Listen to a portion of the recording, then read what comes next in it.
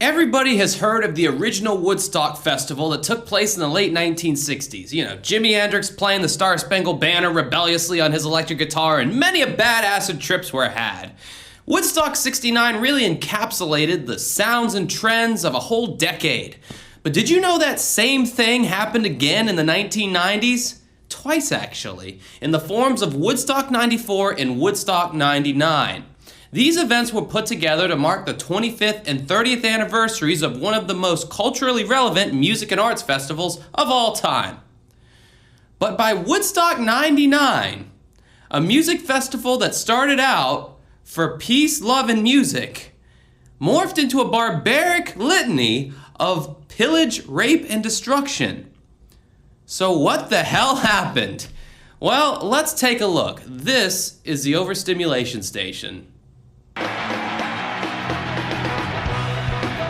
Woodstock 94 kicked off on Friday, August 12, 1994 on Winston Farm in Saugerties, New York. The three promoters of the event, Mike Lang, John Roberts, and Joel Rosenman, were the same men involved in getting the first Woodstock up and running.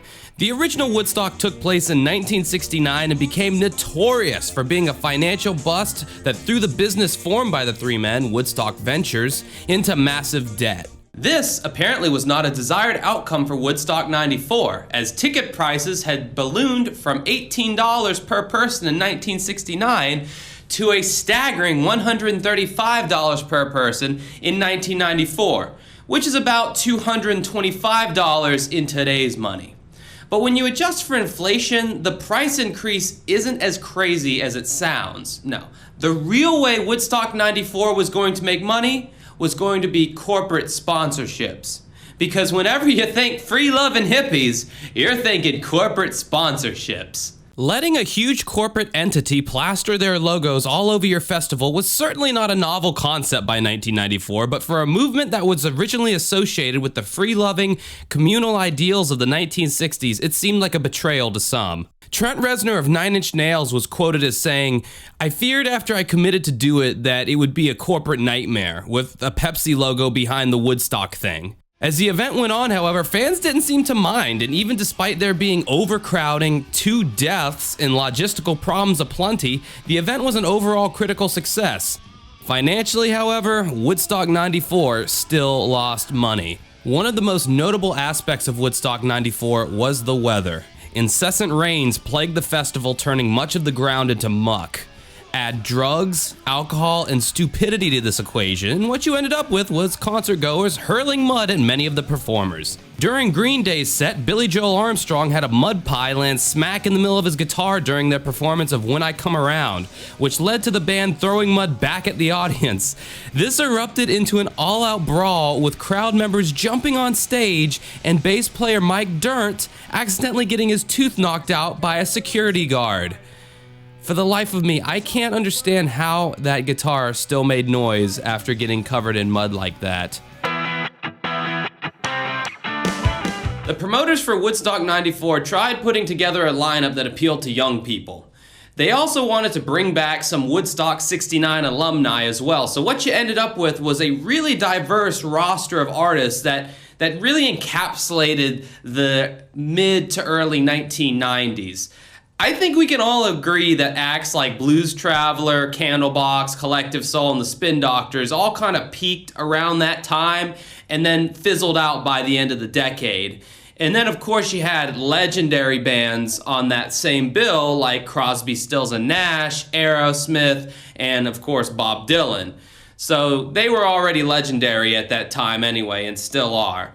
But what was really interesting about the lineup of Woodstock 94 were these newer, younger bands that came out that were still relevant to this day and made it all the way up into the new millennium, which were bands like Nine Inch Nails, Red Hot Chili Peppers, Green Day, Primus. These bands all played at this festival as well, pretty early on in their careers and still remain relevant to this day. What was also interesting to note about the lineup of Woodstock 94 was the distinct lack of any kind of grunge acts for the most part. In 1994, grunge was on the decline, But some of the highest selling artists were still grunge bands, so it was weird to not see really any representation of grunge on the roster in 1994. Now, as a fun fact, Nirvana, Pearl Jam, and Alice in Chains were all slated to play the Woodstock 94 festival, but for whatever reason, drugs, they weren't able to do it, so...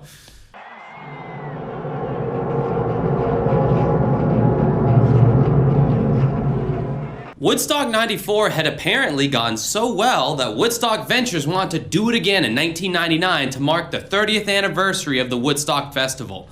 So what could go wrong? Everything. Everything went wrong. All the things went wrong. Everything went wrong.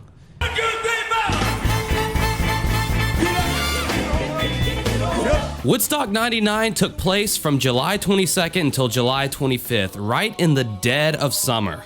The promoters had to find a different location in upstate New York to host their event since no previous locations would welcome them back. They ended up settling on Griffiths Air Force Base, which would prove to be one of the many big mistakes of Woodstock 99. The layout of the concert put the east and west stages almost 2 miles apart from one another, forcing concertgoers to walk in blistering heat over the hot tarmac of a former airstrip. Furthermore, shaded trees had been removed prior to installation of the airstrip, making it nearly impossible to avoid the over 100-degree temperatures. As if that wasn't enough, vendors would charge roughly $6 for a bottle of water, and the free water fountains were so overcrowded that many people would soon suffer from dehydration than be able to gain access to water. Restroom facilities also proved to be insufficient, and after a short time started overflowing and became unusable. What would become the most controversial parts about Woodstock 99, however, would be the violence, rape, and destruction that occurred throughout the festival. The destruction began in part due to frustrations from price-gouging vendors, but then escalated into all-out chaos with water pipes being ripped open,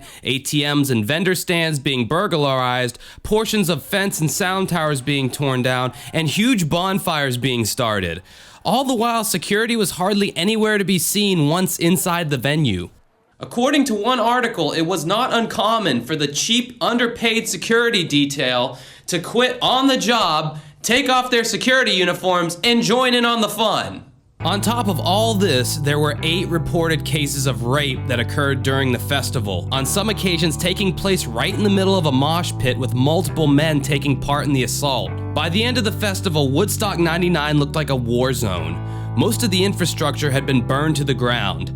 Hundreds of tons of trash remained strewn about the field, due in part to inadequate waste receptacles and available staff members to change out trash bags. When it came time to point the finger of blame, the lion's share of it fell on just a few bands, namely the Red Hot Chili Peppers and Korn, but especially, in most people's opinion, Limp Bizkit.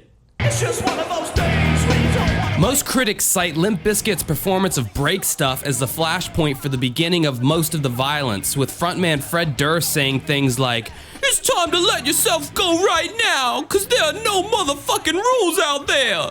The Red Hot Chili Peppers were blamed for the fires, however. A group of peace promoters handed out candles earlier that day for a candlelight vigil that was supposed to be held during the Red Hot Chili Peppers' performance of their song Under the Bridge. During the Chili Peppers set, the candles were lit, but were also used to start bonfires. It didn't help matters when the Chili Peppers covered the Jimi Hendrix song Fire later in their set. Frontman Anthony Kiedis later explained that they only played that song because Jimi Hendrix's sister had requested them to do so in honor of her late brother. Blaming the bands for the violence that happened that night is a pretty damn weak excuse if you ask me. That's like blaming chocolate cake for our nation's obesity problem. It's not the fact that it exists, it's what you choose to do with it that is the problem. You being the key word, as in people need to take responsibility for their own actions and not constantly look for a scapegoat to put all the blame on. By the time Woodstock 99 came around, the mainstream musical landscape had changed so much since 5 years previous. Also, there was no longer an emphasis on having the Woodstock 69 alumni come back to perform. So what you were left with was a roster of bands that skewed exclusively to a younger audience. Just looking through the list of bands almost reads like a time capsule from 1999. Bands like Bush, Creed, Korn, Godsmack, and Kid Rock, they all took top billing. But you could also argue 1999 was kind of their peak year for a lot of those bands, and they also fizzled out much like a lot of the 94 acts that were big. But that's not to say that Woodstock 99 was just a butt rock festival. There were some great bands there that were all over the range of genres of music. You had groups like James Brown, Jamiroquai, the Brian Setzer Orchestra, Elvis Costello, Willie Nelson.